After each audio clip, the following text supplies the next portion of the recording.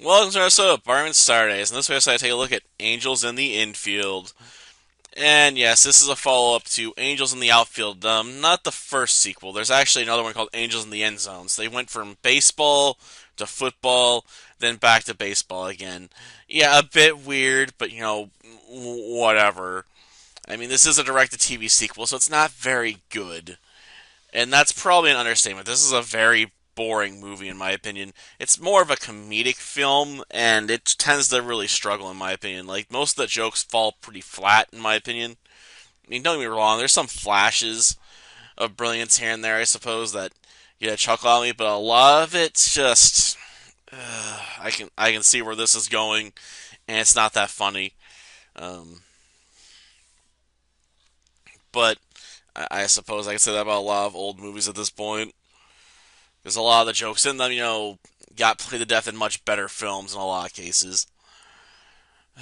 At any rate, the movie kicks off with us, in heaven watching, some angels play baseball, and we eventually cut over to a guy warming the bench who's complaining about how he doesn't have his wings yet, and other players like, well, hey, other angels, that are also baseball players, like, well, you just haven't proved yourself yet that you've earned your wings.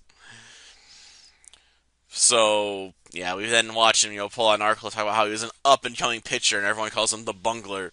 But he ends up dropping the article, and it falls down. Heaven, hits someone, singing the national anthem. And we watch the Anaheim Angels, before the game even starts, basically all cursing each other out in their heads about how much the other players are horrible people and everything. Joy. And we get over to our star, Eddie, the pitcher, who's become a deadbeat dad ever since he bungled a play during the American League Championship. So yeah, Joy. Basically, he failed to field a pitch that was hit back at him, a grounder. Like he didn't catch it properly. Then when he tried grabbing it a second time and throwing it to first, he also bungled that. So the winning runs came in, and his career's been on a downturn ever since. And the loss of confidence also has killed his marriage and destroyed his relationship with his daughter, who he's basically ignored for so long that, in his house, because he lives separately from his wife, there's not even a room for her. Like, he's apparently kept some of her toys around, but it's like a bedroom for my daughter. Here, you can have the exercise room.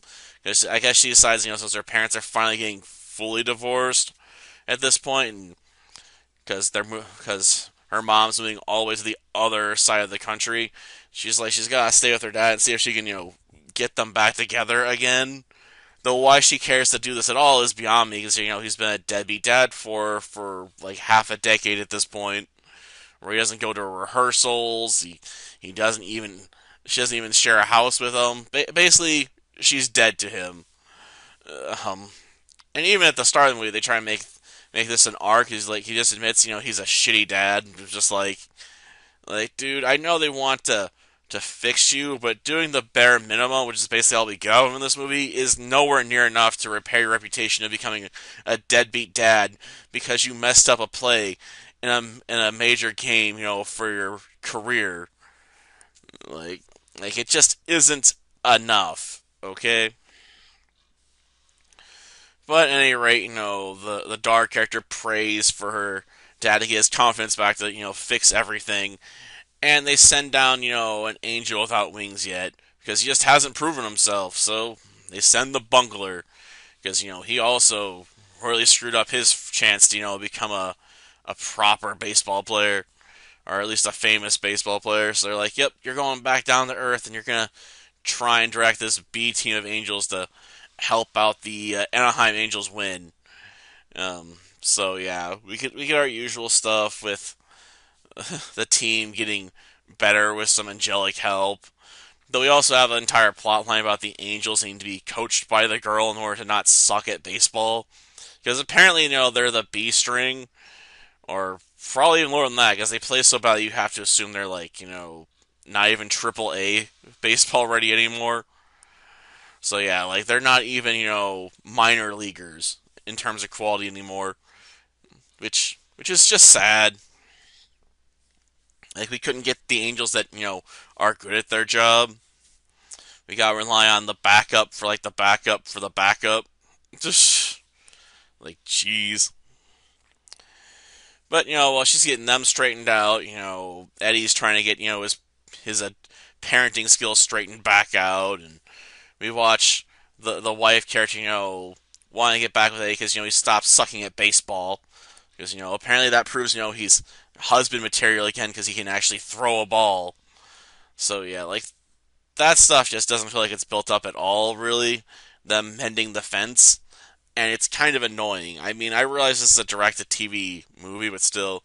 And we also get the introduction of the devil, I guess, in this one, with him making a deal with one of the players on the Devils. Yes, there's a team called like the Devils. I don't think they even give them a name of like a town or something they play for or city.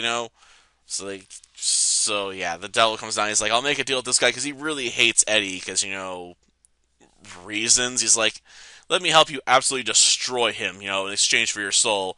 And he's like, okay, well, how do I sign? He's like, oh, with blood. You gotta do it with blood. And we don't know if he actually has to still give up his soul when he loses or not, to be honest. I almost feel like they should have had a final scene where he gets dragged down to the depths of the underworld. But, nope. Nothing. We gotta have the happy ending watching, an angel get his wings and start playing baseball in heaven, as an ace pitcher. After seeing, the family get back together. But yeah, it's not good. Like, the jokes fall rather flat. The story feels poorly paced. There's just not very much stuff going on that's very good in this movie, in my opinion. And the few flashes of good jokes we do get aren't enough to save this one, like, at all.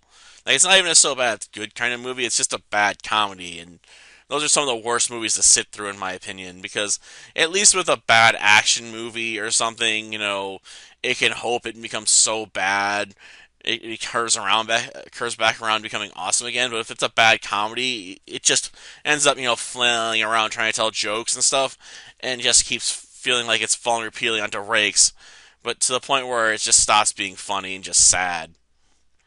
So yeah, I don't recommend watching Angels in the Infield.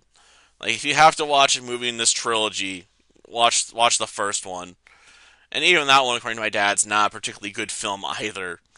But I still feel like it's a much better movie than this is. Well, till next time then. See ya. I got it! Look toward the sky. What? The sky!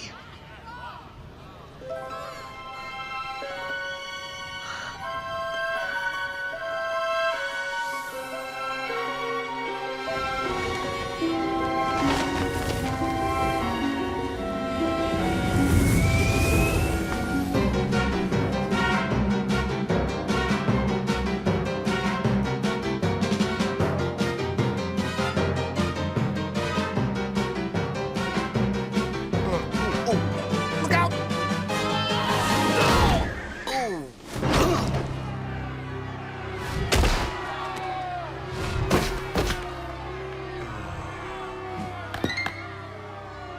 You gotta be kidding. Well, we're kind of rusty. Angel's rusty. Actually, we're second string. Well, who do I pray to get the first string? Excuse me?